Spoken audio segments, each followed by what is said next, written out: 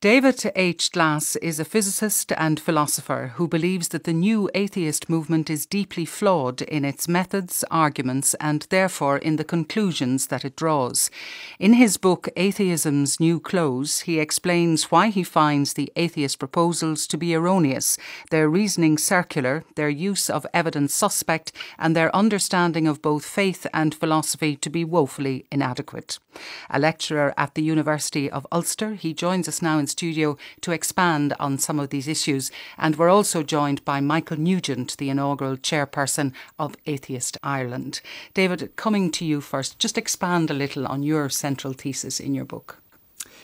The main thesis, I suppose, is that the new atheists, in presenting their case against belief in God, have failed to do justice, really, to the arguments on both sides of the debate, I might add. One of the things I've been interested in, for example, has been the whole interaction between science and belief in God. And one of the things that I have found, and many others have argued, is that science gives us some of the best reasons for belief in God. And yet when I read the new atheists, they don't really engage with these arguments at all. They have a strong negative thesis that they want to state, and they assert it using a lot of rhetoric, which is done very well and effectively, I have to say. But in terms of the arguments, I think it's very weak. So I wanted to look at their arguments, but also to present a positive case, both for belief in God and some of the central claims of Christianity as well. Michael, do you consider yourself a new atheist?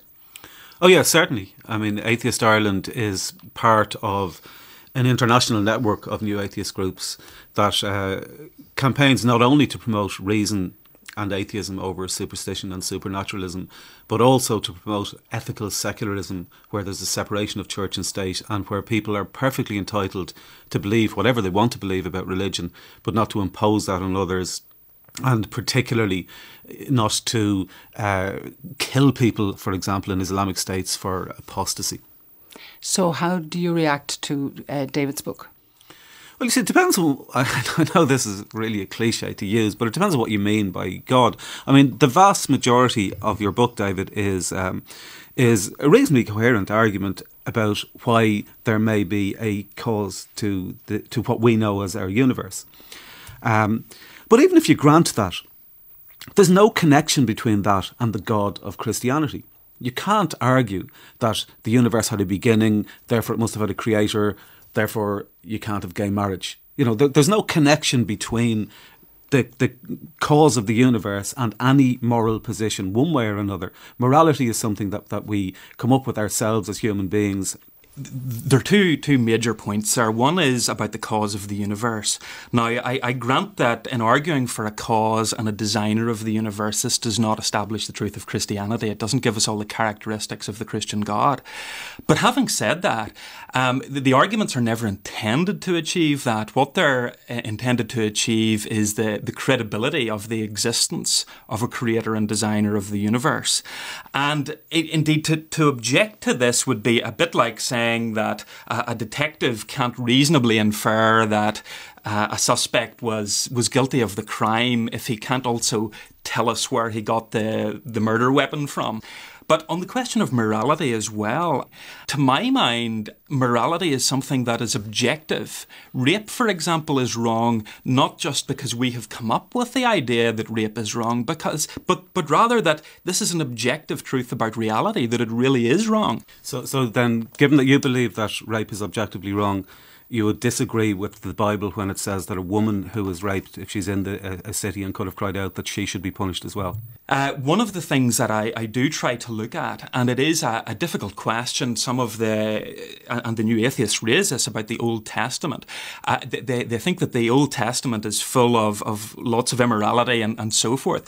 There are very clear moral principles in the Old Testament, but I think one of the things that we've got to look at is that this is God dealing with an ancient culture in their context. And his way of dealing with people is one that develops over time. I think we need to be very careful about pointing to particular texts in the Bible and saying, therefore, Christians should believe this or something like that. How do you choose which parts of the Bible are just for those ancient people and which parts are for all time? I think one of the things I want to say is that this is partly answered by the Bible itself, because we get this transition taking place from God dealing with an ancient people in their cultural context, and we see a gradual transformation. God doesn't just drop down all the truth at once from heaven or something like that. We see changes in their legal structures. Over time, we see an emphasis on things like love and mercy and forgiveness, and this is something the Old Testament prophets call people to account for. So we see this kind of development. But also, I think one point that Michael makes is right, that I'm not claiming for a second that somebody who doesn't believe in God can have no moral framework. Atheists are not immoral people in most cases. They can have a sense of morality.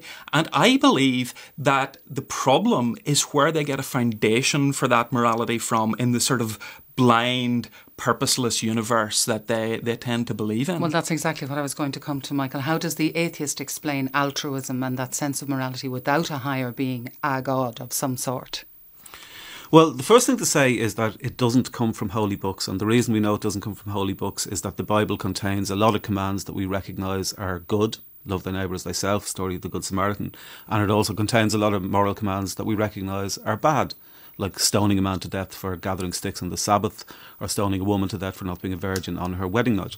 The very fact that you notice that distinction in the first place between passages that you can take, yes, that's intuitively right, and passages that you say, yeah, I have to do something with that before I can justify it to myself. The very fact that you make that distinction shows that you're applying your own natural morality to the book. You're not getting your morality from the book. And as to where it comes from, it's a natural evolutionary process. It is a process of our brains. It was evolutionarily advantageous to treat others in ways that they are likely to treat us, in terms of empathy and compassion and reciprocity. David, finally, isn't evolution and science the most natural explanation? Well, yeah, I mean, I again, with my own background in science, I don't want to emphasise a conflict between science and belief in God, science and design.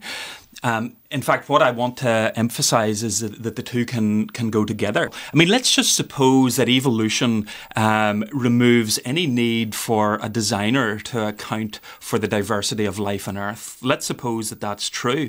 Does that remove the need for a designer? Well, not at all, because evolution, first of all, requires life to exist in the first place. It requires an appropriate planet. It requires an appropriate star, like our sun, and a galaxy. It requires various chemical and physical laws to be in place, and indeed, as I mentioned earlier, those laws to be fine-tuned for life even to be possible. So the idea that we can have a scientific explanation on the one hand and also appeal to a designer is not an issue for me at all. I think the two complement each other rather than being in conflict.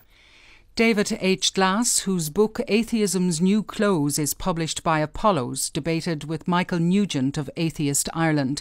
We recorded that piece last week, and we were delighted when the pair spent much of the afternoon in cordial disagreement over coffee.